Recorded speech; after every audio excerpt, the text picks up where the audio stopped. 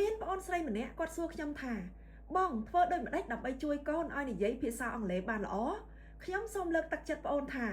បងអូនត្រូវបង្រៀនភាសាជាតិរបស់យើងឲ្យច្បាស់លាស់ដល់កូនជាមុនសិនពីព្រោះភាសាជាតិគឺជាមូលដ្ឋានគ្រឹះដ៏សំខាន់បំផុតហើយជាការថែរក្សានៅអត្តសញ្ញាណជាតិរបស់យើងខណៈដែលភាសាបរទេសក៏គឺជាស្ពានចម្លងដ៏មានសារៈសំខាន់មួយដើម្បីអនាគតរបស់កូនយើងដូចគ្នា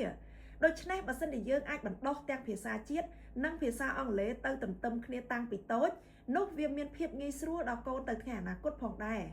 ជាការពិតកូនអាចរៀននិងចេះភាសាអង់គ្លេសពីកន្លែងសំខាន់ចំនួន4ទី1ផ្ទះឪពុកម្ដាយគឺជាគ្រូទី1របស់កូននៅផ្ទះទី2សាលារៀនដែលមានគ្រូជំនាញត្រឹមត្រូវជួយបង្រៀនទី3ទំនាក់ទំនងសង្គមដែលមានដូចជាមិត្តភ័ក្តិនិងមនុស្សនៅជុំវិញខ្លួនជាដើមហើយទី4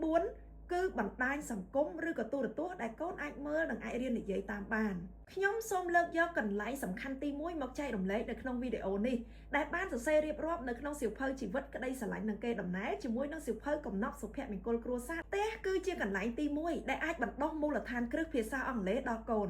សម្រាប់ខ្ញុំផ្ទាល់ខ្ញុំមិនមែនជាម្ដាយដែលពូកែភាសាអង់គ្លេសនោះទេប៉ុន្តែស្វាមីរបស់ខ្ញុំគាត់គឺជាគ្រូឯកទេសភាសាអង់គ្លេសស្រាប់ហើយក៏ជាមនុស្សម្នាក់ដែលចូលចិត្តអានសៀវភៅសិក្សាស្រាវជ្រាវអំពីរបៀបនៅក្នុងការបង្រៀនកូនដូច្នេះកូនរបស់ខ្ញុំចេះភាសាអង់គ្លេសសមល្មមទៅតាមកម្រិតវ័យរបស់ពួកគាត់ដែលអាចប្រស្រ័យទាក់ទងនៅខាងក្រៅបានជាមូលដ្ឋានគ្រឹះមុនពេលដែលគាត់ចូលសាលារៀនខ្ញុំសូមជូនវិធីសាស្ត្រមួយចំនួនដែលក្រុមគ្រួសាររបស់ខ្ញុំបណ្ដុះភាសាអង់គ្លេសរបស់កូនតាំងពីនៅផ្ទះទៅទី1គឺបណ្ដុះស្មារតីតាំងពីកូននៅក្នុងផ្ទៃមកម្លេះនៅពេលដែលកូនចាប់ដើមទុំនៅក្នុងផ្ទៃស្វាមីរបស់ខ្ញុំគាត់តែងតែនិយាយភាសាអង់គ្លេសលេងជាមួយកូនជារៀងរាល់ថ្ងៃគ្រប់ពេលដែលគាត់នៅជាមួយកូនគាត់តែងតែសន្ទនាភាសាអង់គ្លេសលេងជាមួយកូននិយាយលេងជាមួយខ្ញុំជាដើមហើយតែងតែចាក់ចម្រៀងភាសាអង់គ្លេសនិងអានរឿងនិទានជាភាសាអង់គ្លេសនានាឲ្យកូនស្ដាប់ហើយឲ្យខ្ញុំជាអ្នកឆ្លើយនឹងសំណួររបស់គាត់វិធីសាស្ត្រទី2នៅពេលដែលគាត់កើតមកក្រុមគ្រួសារខ្ញុំនៅតែបន្តទម្លាប់នេះដដែលហើយថែមទាំងបង្កើតនៅសកម្មភាពច្នៃប្រឌិតនានា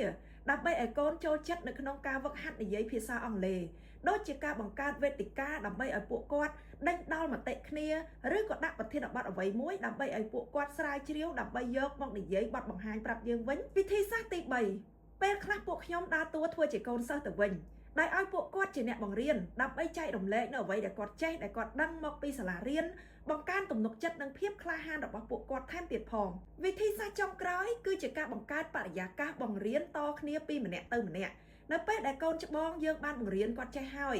គាត់អាចបង្រៀនទៅប្អូនគាត់បន្តទៀតតាមរយៈការសន្ទនាគ្នាជាប្រចាំថ្ងៃដូច្នេះនៅពេលដែលកូនរបស់យើងចាប់ផ្ដើមចេះនិយាយពួកគាត់នឹងចេះនិយាយទាំងភាសាខ្មែរទាំងភាសាអង់គ្លេសទៅព្រមគ្នាតែម្ដងដូច្នេះខ្ញុំនៅតែលើកទឹកចិត្តដល់ឪពុកម្ដាយទាំងអស់សូមបង្រៀនភាសាជាតិយើងឲ្យកូនឲ្យបានច្បាស់លាស់ហើយភ្ជាប់ជាមួយនឹងភាសាអង់គ្លេសទៅព្រមគ្នាពីតូចទៅគឺជារឿងដែលល្អបំផុតពីព្រោះនៅពេលដែលគាត់ចូលសាលារៀនហើយទើបគាត់បានរៀនពេលខ្លះគាត់ប្រហែលជាអាចនឹងរឹងមាត់នៅក្នុងការនិយាយភាសាអង់គ្លេសជាមួយយើងដូច្នេះយើងចាប់ផ្ដើមនិយាយអ្វីដែលយើងអាចធ្វើបានជាមួយកូនបន្តិចម្ដងនៅពេលដែលគាត់ចូលសាលារៀនគាត់នឹងមានភាពងាយស្រួល